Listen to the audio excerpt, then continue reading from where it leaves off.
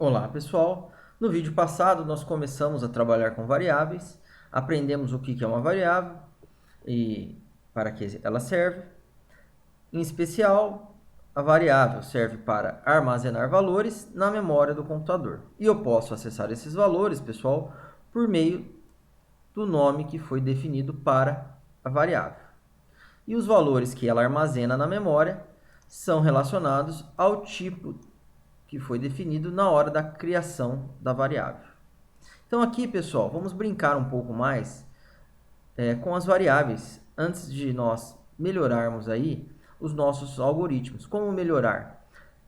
Conseguir capturar os dados do usuário, pegar os dados do usuário, fazer com que o usuário nos informe os valores que serão utilizados nos nossos programas.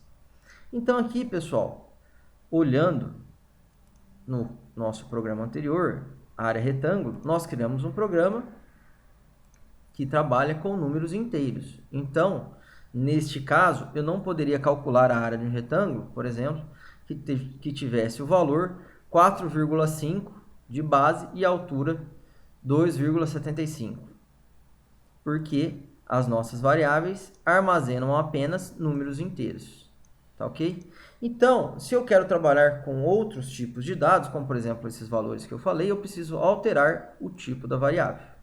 Se eu olhar aqui, pessoal, na nossa listinha de tipos de dados existentes no C Sharp, ou melhor, alguns dos tipos, vocês vão reparar que para números inteiros, eu tenho vários tipos de dados que eu já comentei com vocês nos vídeos anteriores. Porém, aqui eu tenho também variáveis que podem representar esses números, como por exemplo o 3,75 que eu havia comentado. Quais são essas variáveis? As variáveis do tipo float, double, são duas variáveis que representam esse tipo de dados. Então, pessoal, qual a diferença entre as duas? A diferença entre as duas é a quantidade de memória que é armazenada para representar estes números. Então, a variável float, ela ocupa uma quantidade menor de memória do que a double. Com isso, obviamente, pessoal, a faixa de valores representados pela variável float é menor do que o número representado pela variável double. Então, aqui, nós vamos criar o nosso programa utilizando a variável double, pessoal. Então, ao invés de declarar a minha variável base como inteira, eu vou declarar como double. Olha lá. E vou fazer a mesma coisa para a área e para a altura. Agora o meu programa, pessoal, já consegue calcular valores como 4,75. Só que nós não podemos usar a vírgula, pessoal, porque a vírgula aqui ela é utilizada para outras funcionalidades. Então, para representar o número fracionado, eu coloco 4,7 e utilizo o ponto ao invés da vírgula. E, por exemplo, a altura 2,32. Pronto.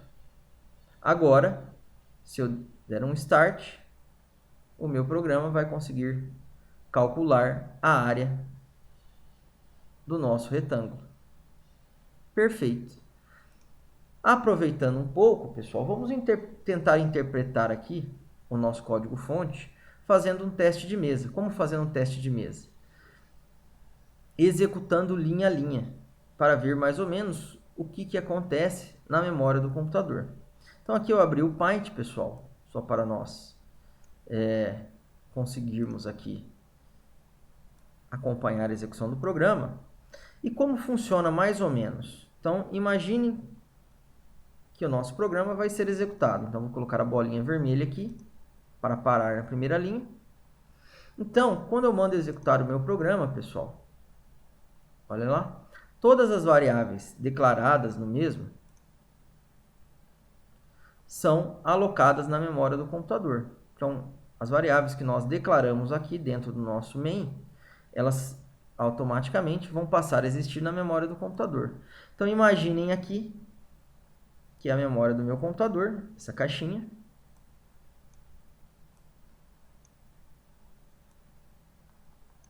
e cada quadradinho desse pode armazenar um valor. Então, quando eu declarei a variável double aqui como base, ou melhor, a variável base, para armazenar valores do tipo double, o que acontece? O nosso compilador, na hora que executa o programa, vai na memória do computador e fala, puxa vida, eu preciso de um espaço de memória para representar um número double. Então ele olha, esse espacinho aqui não está sendo ocupado. Então, eu vou chamar de B, olha lá, ou melhor, base. A variável base é associada a esse espaço de memória. Então, quando eu joguei o valor 0 aqui dentro, o que acontece? Aqui nesse espacinho da memória é armazenado o valor 0. Foi declarado também uma variável altura. Então, acontece a mesma coisa. Em que lugar aqui eu consigo representar um número double? Esse espacinho está livre? Sim. Então, aqui, a altura, vou chamar de alt, pessoal, para facilitar aqui a escrita. Vai utilizar esse espaço da memória. E eu vou jogar qual valor lá dentro? O 0. Então, quando eu estou executando o meu programa, deixa eu maximizar aqui. Olha ali, step over. Olha aqui embaixo, ele já está falando para mim quais valores foram atribuídos para as variáveis.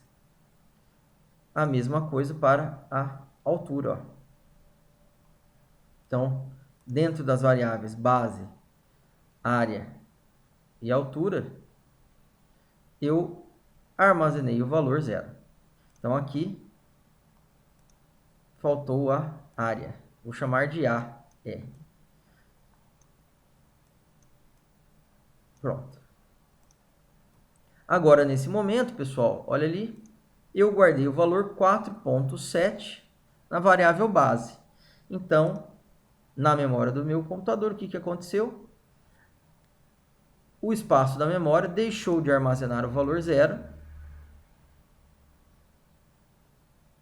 no lugar da memória representada pela variável base e passou a armazenar o valor 4.7.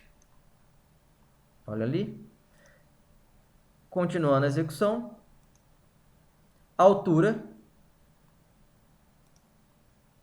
Armazenei na variável altura o valor 2.32. Então, acontece a mesma coisa aqui, altura vai deixar de armazenar o valor 0 e vai passar a armazenar o valor 2.32. E aqui, a área, né, pessoal, que eu acabei não colocando, estava o valor 0. E ao executar este comando, olha ali, a área recebe o valor que está contido em base vezes altura, a variável área passou a armazenar o valor 10.904. Então, a variável área vai armazenar o valor representado pela multiplicação de 4.7 por 2.32, que é 10.904. E quando eu executo esta linha aqui, pessoal, olha ali, a área é igual a base vezes altura. O que eu estou fazendo?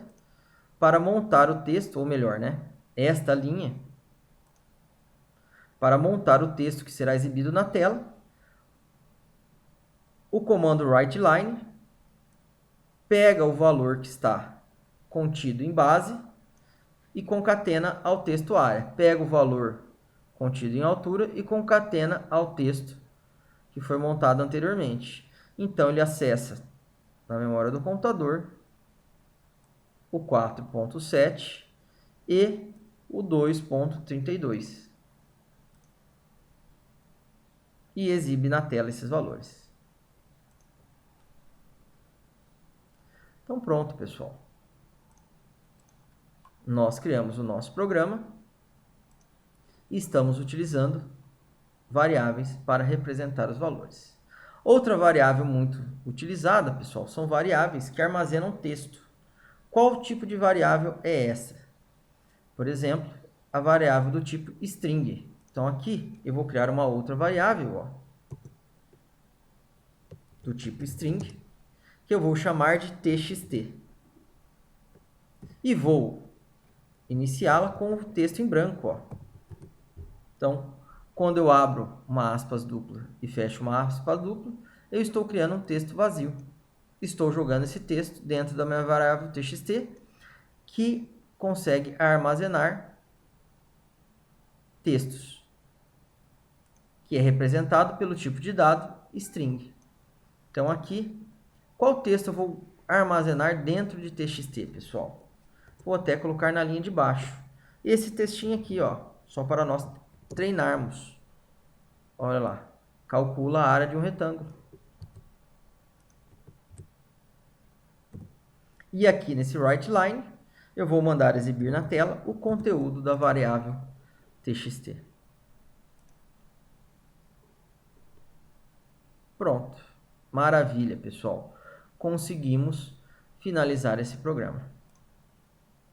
No nosso próximo encontro, nós vamos aprender como capturar dados do usuário, como fazer com que o usuário nos informe os valores que serão utilizados no nosso programa.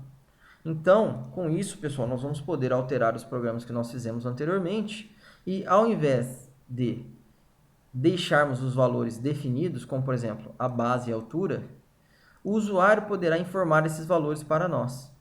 Tá ok? Então, obrigado e até o nosso próximo encontro.